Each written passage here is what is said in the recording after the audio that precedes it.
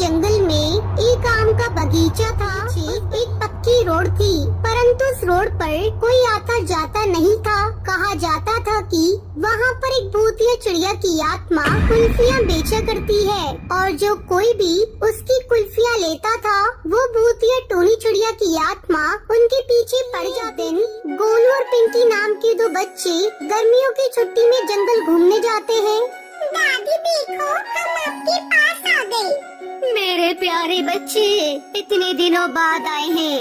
चलो तुम दोनों को मैं जंगल घुमा कर लाती हूँ। इतना बोलकर बबली कबूतरी पिंकी और गोलू को घुमाने लिए उन्हें आम का बगीचा, अपने खेत और पेड़ पौधे दिखाती है। तभी गोलू की नजर पीछे वाली रोड पर पड़ती है। दादी, हम पक्के रास्ते से घर चलेंगे। वो जो आम के बगीचे के पीछे रोड है ना, उससे। नहीं बेटा, उस रास्ते से गलती से भी मत आना जाना। वो रास्ता सही नहीं है बेटा। पर क्यों दादी? बेटा, जंगल के कई पक्षियों ने वहाँ भूतिया चिड़िया की आत्मा को देखा है। मैंने भी यही सुना है कि वो चिड़िया की आत्मा जिस भी पक्षी से बात करती है वो उसी के साथ उसके घर में प्रवेश कर जाती है और उनके घर वालों को मार डालती है। इसलिए बेटा, तुम वहाँ नहीं जाओगे। ये कहकर बबली बच्चों को घुमाकर घर वापस ले आती है, परंतु उसी रोड पर होता है। पिंकी, तुझे आम खाना बहुत पसंद है ना? चल आम के बगीचे में चलते हैं और वहाँ से कुछ आम तोड़ कर लाते हैं। गोलू, तुझे दिख नहीं रहा है? रात होने वाली है और माँ ने मना किया है। अरे पागल, रात में ही तो हम सबकी नजरों से छुपकर आम तोड़ सकते हैं। रात में हमें कोई पकड़ भी नहीं पाएगा। इस बात को कहकर गोलू पिंकी को मना लेता है और दोनों भाई बहन आम के बगीचे में चले जाते हैं। गोलू कुछ आम तोड़कर पिंकी को देता है। अब चलते हैं, देख रात हो रही है। दादी और माँ हमारी राह देख रही होंगी ना गोलू? अच्छा ठीक है, हम इस पक्के रास्ते से जाते हैं। रोड से जाएंगे तो घर जल्दी पहुँच जाएंगे। पिंकी गोलू चिड़ा को काफी समझाती है, लेकिन वो उसकी एक नहीं सुनता। इतना बोलकर पिंकी वहाँ से चली जाती है और गोलू उसी पक्के रास्ते से जाता है। वहाँ उसे चिड़िया कुल्फी बेचते हुए दिखाई देती है। कुल्फी ले लो कुल्फी, रंग बिरंगी तरह तरह की स्वाद की कुल्फी, बादाम पिस्ता वाली कुल्फी। आओ बेटा, कुल्फी ले लो। कुल्फी देखकर गोलू के मन में लालच आ जाता है। वो भूतिया टूनी चिड़िया की आत्मा से बोलता है, क्या आप कल भी यहाँ पर रहेंगी? मैं आपसे कल आकर कुल्फी ले जाऊँगा। आज मैं पैसे लेकर नहीं आया। कोई बात नहीं बेटा, अगर तुम्हारे पास पैसे नहीं है तो तुम मुझसे ऐसे ही कुल्फी ले लो, और अगर कल यहाँ आ पाए तो तुम मुझे कल पैसे दे देना। अभी तुम ये कुल्फी ऐसे ही ले जाओ। और वैसे भी जो बच्चे बहुत प्यारे होते हैं, मैं उनसे पैसे नहीं लेती।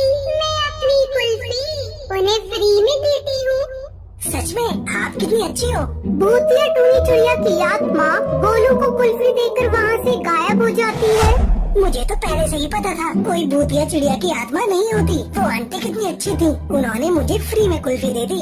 गोलू कुल्फी खाते हुए घर पहुंच जाता है और पिंकी को सब बात बताने लगता है। तभी उन्हें उस भूतिया चिड़िया की आत्मा की आवाज सुनाई देती है। कुल्फी ले लो कुल्फी, रंग बिरंगी कुल्फी, बादाम पिस्ता वाली कुल्फी। पिंकी, ये तो उसी कुल्फी वाली की आवाज है जिससे मैंने ये कुल्फी खरीदी थी। पर वो यहाँ कैसे आ गई?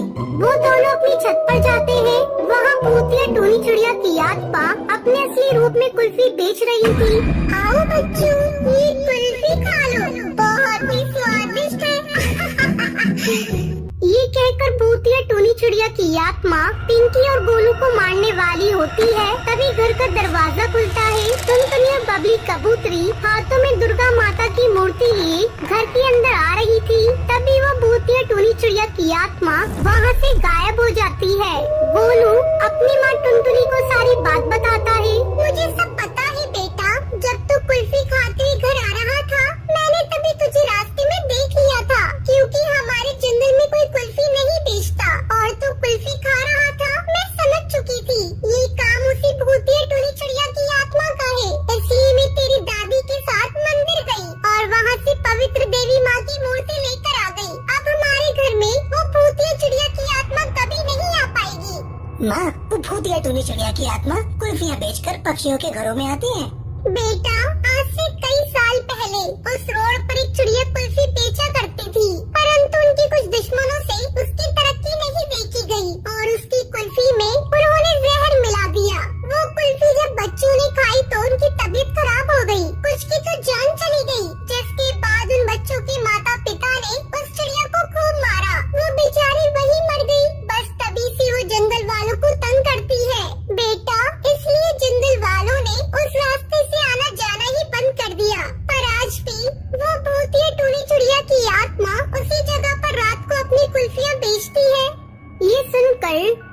को अपनी गलती का एहसास हो जाता है और वो अपनी माँ और दादी से माफी मांगता है।